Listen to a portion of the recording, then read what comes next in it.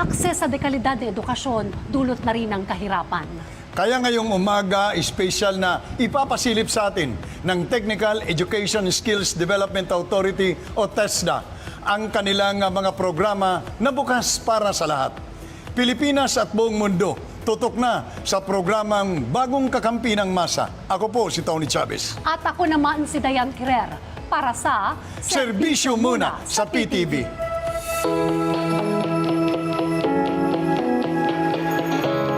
Magandang araw po. Hi, good morning. Good morning, good morning, Good sir. morning po. Good morning, good morning.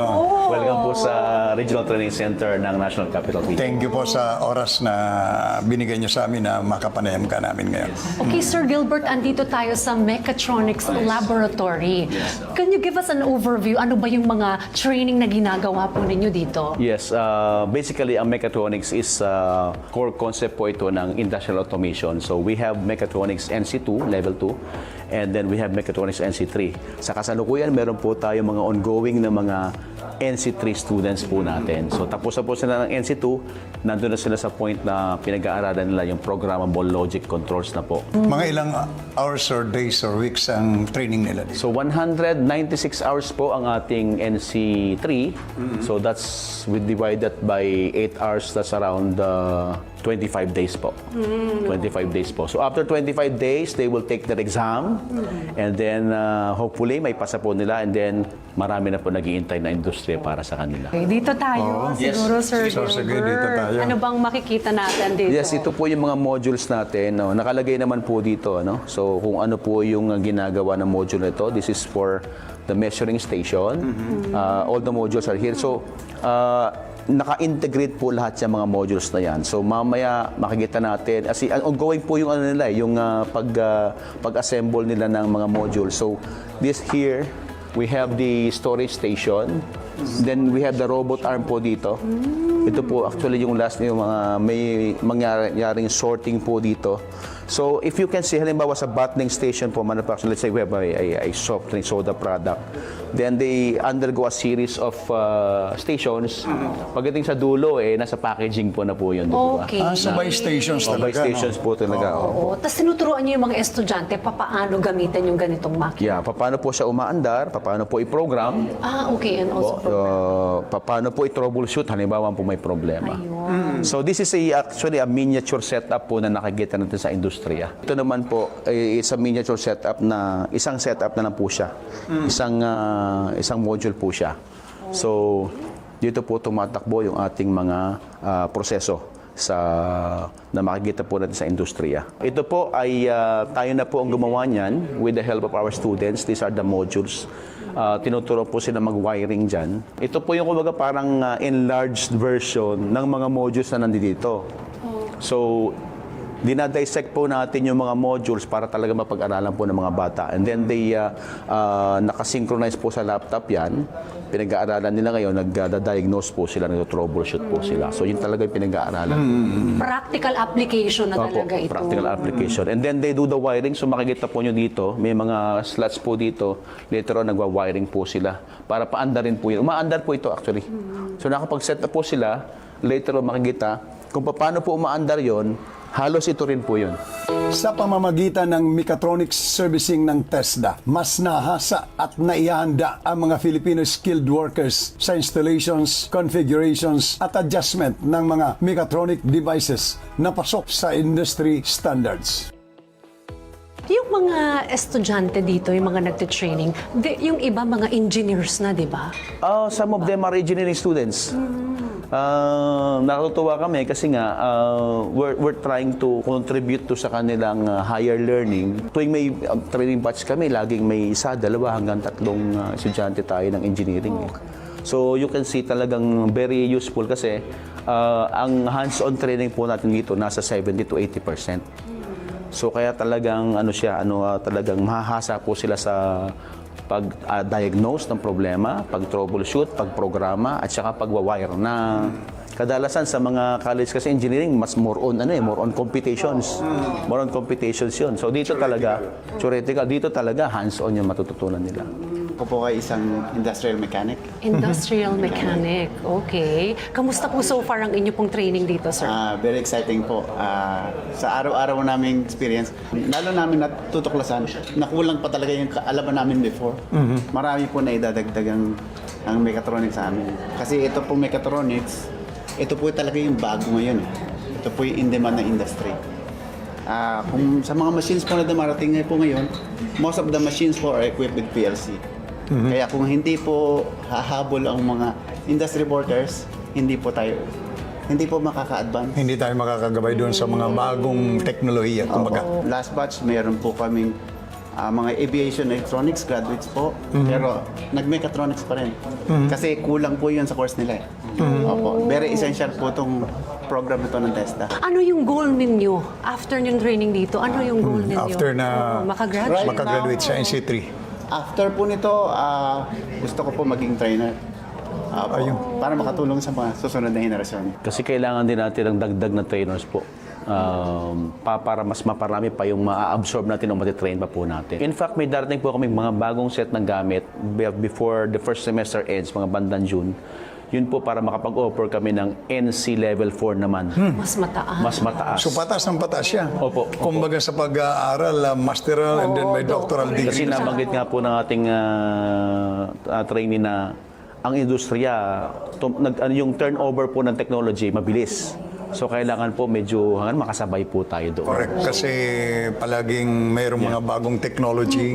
Kailangan yung bansa natin, yung mga manggagawa natin ay makasunod dito sa mga bagong technology. So that's what we're trying to do po na we play a significant role doon po sa pag-ready po, pag-prepare po ng ating mga job-ready workforce. Especially dito sa tawag na fourth IR, Fourth Industrial Revolution technology na. Pag dumami yung mga estudyante dito, Dayan, malamang maliit na itong Kailangan na ng expansion. room na ito. Talaga pong ano po yun, isa sa po tinitingnan po namin. So we're trying to eye po yung additional facility din po sa kabilang building po namin. Sa unang tingin pa lang ay halata na talagang hindi biro ang presyo ng mga mechatronic devices na ito. Ayon kay Chief Gilbert, lampas 20 million pesos sa mga training equipment na ito dito sa TESDA Training NCR.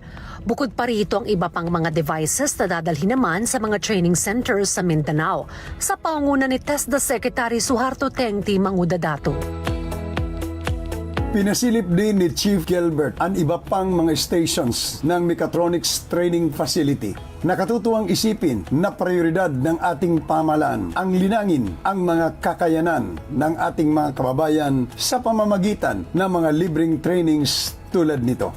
Sunod naman naming sinilip ang Photovoltaic Systems o PV Installation Training Laboratory. This is our trainer, Sir John Ray Iguna. Ito Hi, po Sir yung John. laboratory natin for PV system installation. So this is basically a renewable energy-based course and we're utilizing solar energy para po sa kursong ito. Ito po yung mga wiring booth na ginagamit natin. May mga element po ng skill ng electrician po dito but basically later on, matututo po sila kung paano po mag-install ng mga solar panels na nakapag-generate po ng electricity sa mga bahay, sa mga industriya, at sa mga commercial areas. Ito kailangan natin. Oo, tsaka yan Ito din ang kailangan isang natin. nais ng Pangulo natin na isulong, di ba, yung mga renewable energy. So there is demand. Para po mapababahan natin yung ating konsumo ng kuryente, less dependence po sa ating mga traditional source of energy na pwedeng magamit sa hindi lang sa bahay, pwede magamit sa agriculture, pwede magamit sa kung anumang activity na pwedeng magagamit ng kuryente na ang mag-supply po ay ang ating solar energy.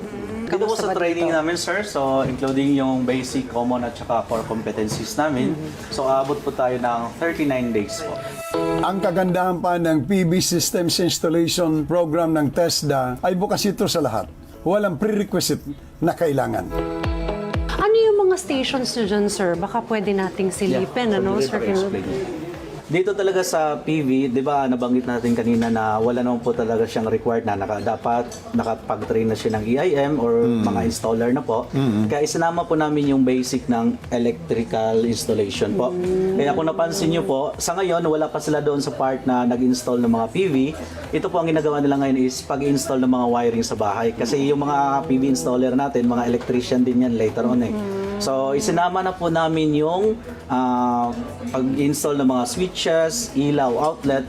At the same time po, mayroon tayong emerging technology. Actually, matagal na to siya sa mga condominiums or mga ibang subdivision. Ito naman po mga smart devices. So, in-include na po namin sa kanilang basic ng electrical yung paano mag-wiring ng mga ilaw at paganahin siya, pati yung pag-configure ng mga smart devices na pwede na siyang i-turn on yung ilaw via mobile phone or di kaya voice command. Oh, So, mayroon po siyang meron na bang ang ganon? Yes po, sir. Meron ang ganon? Yes po. Turn on main circuit breaker. Uy, yun. Ang galing. So, yan, Halin nyo nag-on dyan nag-turn na po siya. Ito, nag-on siya. Hindi lamang circuit breakers ang pwedeng i-convert bilang smart devices. Pwede rin kontrolin ang mga ilaw at mga air conditioning devices gamit ang smart apps at artificial intelligence. Hey Google, lights off. Lights off. Lights off. Ayun. Ayun. Okay. Hi Google. Lecture area lights on. Ayan. Having the lecture area. Ayun. Akala ko hindi ako susunod niyan. Nakakaintindi rin ba to ng Ilocano, Bisaya? Itatapon ko sana ito pag hindi ako... As of now, Batanggenyo, ma'am, ganyan. Ng mga English po dialect. siya. Okay. Ganun po siya. Then, actually si Google naman palagi siya nag-update. upgrade. Kasi may Google Philippines naman po. Later on, nakikita naman natin na talagang doon siya pupunta eh. Pare Batanggenyo ako. Ala, ipakibuksan naman ng ilaw din eh. Hindi yan. Hindi lamang installations at wiring systems ang pinag-aaralan dito sa PV installation course ng TESDA. Hinahasa rin ang kanilang communication skills para maging handa sa mga client meetings at presentations. Then ito naman, maganda din yung mga nagagamit naming board kasi interactive na siya. At the same time, we can download actual images naman po na pwede namin siyang isa-simulate. For example, gaya nito. So, yung mga actual devices na Touchscreen. kinakonect nila daw o ginagamit nila, so i-download namin sa internet, then magle-lecture kami, pwede na namin saan ba to siya ikakabit, and so on. Magaganda itong mga equipment nila. Dayan, ano? High-tech. Yeah, so nag-graduate na kami Kailangan sa mo, whiteboard. ganun, ma'am. Totoo. Nag-graduate na Maganda po sa kami mga sa whiteboard. classroom, So, no? this is an Maganda interactive yung ano. smart TV na po yan. Totoo. Uy, meron tayong babaeng estudyante dito, Sir Parang Tony. merong, nag-iisa. So, bakit niyo po naisipan na mag-training ng ganito?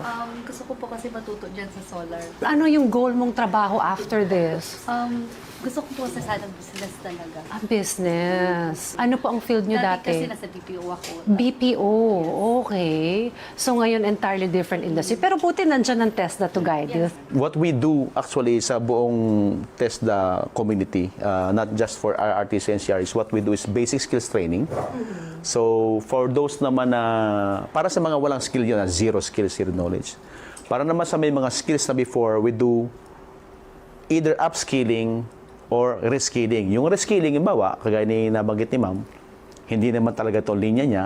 So, this is entirely different skill. So, reskilling ang tawag doon. Skilling, yes. So, Ang upskilling naman ay dati na niyang linya ito. halimbawa, electrician. Yes, dati na. So, dinadagdagan mo. So, upskilling naman po yung tawag. Skilling, yes. So, sir, ano pangalan mo? Aaron po, sir. Ano yung naisipan mo? Bakit ka nag-enroll sa ganitong kurso ng TESDA? Actually po, yung photovoltaic system po na installation, napaka-high in demand po niyan ngayon. Tsaka maraming opportunities po pag ito po yung pinasukan ko po training. Actually po, pinasukan ko po ito kasi gusto ko po mag-upskill din po. Tsaka kapag may kailangang installation about solar po, ay magampanan ko po kung ano yung kailangan gampanin po. Bago dito, anong trabaho mo? Actually po sir, I'm a student po from electrical engineering po. And gusto ko pong may upskill po yung skills ko po na natutunan ko na po sa organization ko po, which is WIRD. Actually po, we are on break po. Semestral break po. Kaya naisingit So habang Sims break, Oo, habang semestral break. O yun ang ano talagang may mga pangarap sa buhay. Ayaw magpahinga mag-aral, no? Kasi kailangan talaga sa panahon na ito madagdagan yung kaalaman mo. Ayun. Thank you very much at good luck. Uy, may kasama rin tayo, I understand, isang retiree. Dati po kayong retired policeman. Kwentuhan niyo po kami, ano po ang inyong naisipan at nag-enroll po kayo dito? Kasi ma'am, bago kami mag-retire, meron kami pre-retirement seminar na kung saan yung makukuha namin pera, ang bala ko after ko matapos yung solar, magtatayo na lang ako sariling business. Oh, Yun okay. din ang tinuturo ko sa mga kasama ko na mas maganda na kaysa magtrabaho ka ng mag-empleyado ka, mas maganda magsarili kang business. Kasi ma'am, 23 years ako sa PNP. Mahirap yung sweldo mo lang inaasahan kung wala kang ibang other income. Sunod naman naming sinilip ang Visual Graphics Design NC3 Laboratory ng TESDA Regional Training Center. Demetrio Pable, Sir Pabs for short. Champion coach po ito actually, no? The pride of the Philippines. Last year po, July, Singapore, silver medal winner po ang ating estudyante. Wow, congrats. Ito po ang ating coach, si Claire Hernandez from Rizal, ang ating panlaban, graduate po natin. So they went on to win another medal on the same year last year, World Skills Asia sa Abu Dhabi. Getting the same award, silver medal, 1 point na lang, 1 point na lang yung difference to sa gold medalist and best of the nation award. Meaning, yung best of the nation award, the judges saw something na siya lang ang meron. So, they gave her naman. Okay. So galing naman, ano? Same with sa ASEAN, nakuha din po na yun. Siya lang ang nakakuha ng best of nation award. Okay. And bakit ganun kagaling yung mga Pilipinong pinadadala natin at mga graduate dito sa TESDA? Unang-una, dahil po yan sa mga quality training na pinaprovide ng TESDA, as well as yung mga equipment na ginagamit natin na kumbaga align doon sa ginagamit din sa World Skills Standard. So, magiging compatible yan lahat sa training and sa equipment. Kaya nakapag-produce tayo ng talagang qualified na competitor, student, graduates na po pwedeng pang-compete sa international. Pag sila po ay nag-training under ng visual graphic design, po pwede silang magiging logo designer, magiging print media designer, pang-editorial, pang-corporate, and advertisement. Maraming mapapasukan. So, sa creative industry talaga siya po pwede. Even sa film industry, pwede sila. Pagkatapos lamang ng 501 hours o katumbas ng 62 to 63 days na gugugulin sa training, maaari na rin matuto ang mga trainees sa product packaging, apparel design at iba pang industriya na nangangailangan ng visual graphics design. Ano yung mga apps na inaaral nila or may mga editing program, software, may ganun ba? Yes, actually ang ating pong ginagamit ay licensed na Creative Cloud ng Adobe. But nakapokus tayo ngayon sa paggamit ng Photoshop, Illustrator, Adobe InDesign, and also Adobe Acrobat. And later ay magkakaroon din tayo ng XD para naman doon sa kanilang UX UI and also SketchUp. Okay. Makikita natin ito sa mga social media. Halimbawa, ikaw, Dayan, magpapagawa ka ng, halimbawa, ng design sa kung ano yung product mo na manufacture. So ito yung hinahanap ng mga taong ito eh. Oo. Mga marketing materials pa Yes, so, pwede rin. alam mo naman ngayon may mga magagandang produkto pero kung hindi maganda yung packaging mo. Malaking tulong ang Visual Graphics Design Program ng TESDA, lalo na sa mga freelancers and business owners. So kasama natin ngayon si Sir Lito Agustin. Sir Lito, kwentuhan mo kami ano yung ginagawa mo ngayon at saka bakit ka na-encouraged to train here sa TESDA? Bali po, nag-post po kasi yung TESDA na meron po silang dito, sponsorship sa pag-aaral po ng BGT, graphics. Tapos, kailangan ko din po kasi ng upskill na maintenance pa po ng ano yung pag-design. So, yun, nag-enroll po ako. Sa ngayon po kasi ito ang tinuturo sa amin yung paggamit ng ng Illustrator para sa kasi ito po yung industry standard sa paggamit eh. So May, ito po yung natuturo sa amin. okay. May sariling business ka na raw. Yes, ma'am, meron po. Ano yung business na yun? Sa akin po yung printing shop po namin. Tarpaulin, gano'n. So yun yung upscaling para kay sir. Oh. So hindi na siya mag-hire ng magdi-design. Siya na. Design. Opo, saka rin po sir, yung gusto ko lang din po dito kasi hindi lang po technical yung tinuturo. Bali po yung personal enhancement po sa pag-ano ng business. Like po yung how to, ano po yung pag-manage po ng tao, mga ganon. So yun po yung component, yung e-commerce. Okay. E-commerce na tinuturo din po ni Sir Pabs. So may management skills din and marketing techniques? Yung sa una po yung ano namin. So hindi lang talaga purely sa technical aspect. Ang galing, ano? Ang galing. Actually, we offer that on a separate course, yung 40 hours. Meron po kami specifically for e-commerce. Okay. So pwedeng e-commerce lang, walang visual. So pwede it's an online course. Everybody can yun mga may hilig diyan or may balak maggawing business online, social media. Yun po yung kinikater. Tsaka maikli lang yung course. Yes, Ilang days? 40 hours. 5 days. Nakakatuwa na talagang yung mga nandito sa Regional Training Center. Parang mga high level of skills yung mga naaral Saka nila. nakakasiguro tayo na mababawasan yung unemployment na problema ng ating government. Totoo. Sa aming pagbabalik, ipasisilip din ng TESDA ang iba pa nilang libreng courses. Kaya manatiling nakatutok dito lamang sa Serbisyo Muna sa PTV.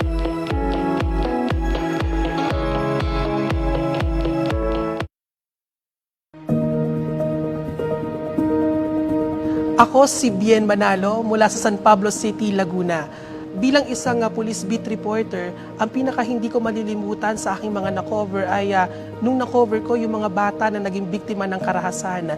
May kurot sa puso pero bilang isang professional journalist, kailangan hindi tayo magpadala sa ating emosyon at ihatid natin yung balita, tamang balita para sa publiko, para sa bayan.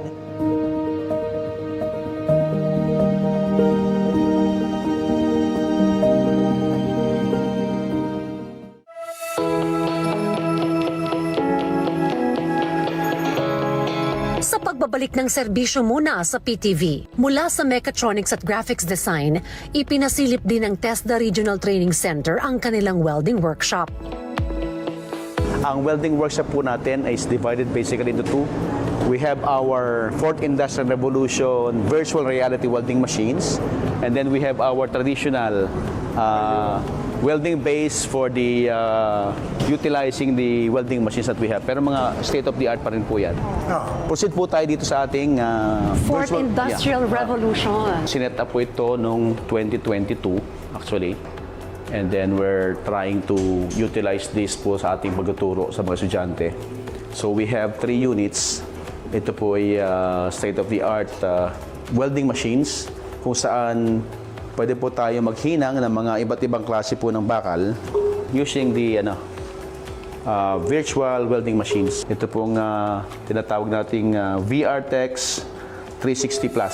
Ito ang unang hakbang para matutong mag-welding ang mga estudyante. Malaki ang matitipid sa pamamagitan nito dahil bago sumalang sa aktwal na paghihinang gamit ang welding rod at metal plate ay sanay na ang mga estudyante. Meron po tayong accessories na gagamitin pagdating sa virtual reality welding machines. Ang kapit ko po is yung ating welding holder. Pagdating po sa welding holder, ito po is kusang nagre-retract. Kagaya po ng tinatawag nating virtual reality, pagdating po sa actual demonstration, kusa pong nauubos ang ating consumable. How to operate po ang ating virtual reality welding machines. So, iset lang po natin siya. Pagdating po sa settings po ng standard, may mga different types of viewpoint tayo na tinatawag. Katulad po ng naririto po sa ating arm holder, meron po tayong test plate. Then, select lang po yung tamang matches ng test plate, then proceed po natin siya. Then check po kung anong parameters pagdating sa welding process yung gagamitin. Ang kagandahan po sa virtual reality, all welding process will accommodate in one time. So, meron po tayong numbering pagdating po sa welding positioners. So susundan lang po natin yung guide para at least po mag-navigate po siya continuously. Ang maganda pa rito sa virtual reality welding device ay pwedeng mamili ng virtual locations. select lang po kung saan natin gustong ambience or tinatawag nating lugar. Meron po tayong ironwork, welding booth, katulad po ng nakikita natin sa ating training center. Kung gusto nyo naman pong nasa desert, i-select lang po natin. For example, naroon po tayo sa welding booth, continue, then susuot po natin yung ating occurrence para at least mag-continuous yung kanyang navigation. Ayan. So nagwe-welding na po siya. And then sa monitor makikita po natin yung progress po ng welding ng kanyang paghinang. So as Sir Christian explained, iba-iba po klase ng materials or plates yung ginagamit dito. Later on, para malaman po niya kung tama ang quality or husto sa quality ang kanyang output, he's just going to manipulate the monitor and check the results. Makikita po natin yung parameters pagdating sa mga position ng bata, work angle po. So, ito po yung tinatawag na yung parameters when it comes sa performances nila or yung essentials ng welding. Bakit po? Para po pag nag-next move sila doon sa kanilang demonstration, may i-correct nila doon sa parameters kung saan yung mga lapses yung na kailangan nilang i-improve. Maganda ito lalo na para sa mga baguhan pa lang sa pagwe-welding. Dito po muna sila isasalang, ma-practicein muna nila po ito dito, i-check ni Sir Christian yung kanilang progress by checking all the welding essentials, and then after nila ma-perfect na dito, po pwede na po silang ilipat po doon sa So ating... dito makikita kung talagang tama yung Yes. ginagawa Po, nila. Kung lalo pwede na yung nang- mga walang experience po sa welding. Isa mga takot sila ma'am kasi yung spark eh. At least dito po, familiarization sila. Yung tamang... At safe pa Yes muna, po, safe. oo. So even mga babae, di ba po pwede Yes po, dito? actually may student tayo babae. Marami kaming naging estudyanteng babae dito. The last batch, halos mas maraming babae kaysa... Nakikita ko sa kanilang mga posting sa TESDA. Maraming mga babae. Oo, totoo. At syempre, susubukan natin yan. Di ako muna, Sir Sige, Tony. Tapos yung mag-ano na lang siya. paano ba kumari magaganit? Ayun. So, ang galing. Tapos kapag pinindot mo siya, dumidilim yung paligid. Yes, makikita lang dito sa ano eh. Oh, Ayan. galing. Okay, okay. We've been exhibiting this technology, tsaka yung kay Sir John Ray na home automation, plus yung aming solar-powered freezer. Isa po sa mga benefits ng paggamit ng ating virtual reality welding machines is that unlike yung atin pong traditional welding na nandun sa welding booth, kung hindi pa po marunong yan, marami pong masasayang na materyales. And even yung electrode na napakamahal, marami pong masasayang. At saka hindi pa rin safe gamitin yon, di ba? Hindi pa rin safe. So dito po, kahit ulit-ulit po nilang practicein, hanggang sa ma-perfect nila, makuha nila yung tamang timing, at saka yung welding essentials, makuha nila yung mga technique. Then afterwards, saka po natin sila dadalhin sa mga welding booth. By that time, yung confidence level nila medyo mataas na po. Hindi na sila natatakot na humawak. Kasi medyo nanginginig-ginig pa sa una, di ba? Ito po, ang tawag namin po dito, mga welding bays. So yung kurso po natin dito is sinatawag nating Shield Metal Arc Welding, NC Level 3. So part of that is paano po mag-welding ng pipe. Iba po yung paraan pag-welding ng yung flat na bar kaysa pag-welding po ng pipe. Kung nakikita niyo po yung mga water system natin, di ba? May mga curve. Yun, part po ng skill yun, paano pagdugtong-dugtungin yung mga tubo na, malaking tubo na gano'n. Sa mga actual welding booths na ito, tinuturong iba't ibang klase ng welding technique at essentials. Ito po yung mga bago nating mga welding machines, no? So ito mga estudyante sila dito. Yes po, opo. Mga estudyante po natin yan. Ang gaganda ng mga equipment na ginagamit nila. So ito po, yung dadagdagan po natin yung kursong i-offer po natin. We still have a space dito po sa labas at saka po sa likod may papagawa po tayong facility dito. Dadagdagan po natin yung ating higher level courses ng welding. Kasi sa ngayon, ang kaya po naming ituro ay yung pag-welding ng pipe plate at saka stainless. Later on, paano mag-weld ng aluminum, di po ba? Paano, at saka iba-ibang klase ng technique ng welding. Masarap sa pakiramdam makita ang state-of-the-art facilities ng TESDA.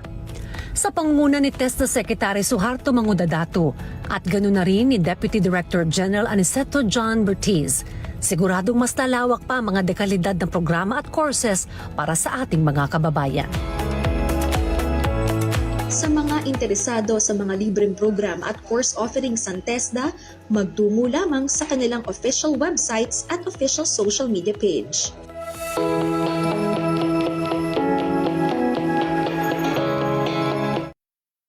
Mga serbisyo ng pamahalaan ipararating sa mamamayan. Diretsahan ang usapan mula mismo sa kinauukulan. Samahan niyo po kami sa pagbibigay linaw sa mga mahalagang isyong pambayan kasama ang mga iba't ibang ahensya ng pamahalaan. Dahil sa pagkakaisa at pagtutulungan, sama-sama tayong haharap sa isang bagong Pilipinas ngayon.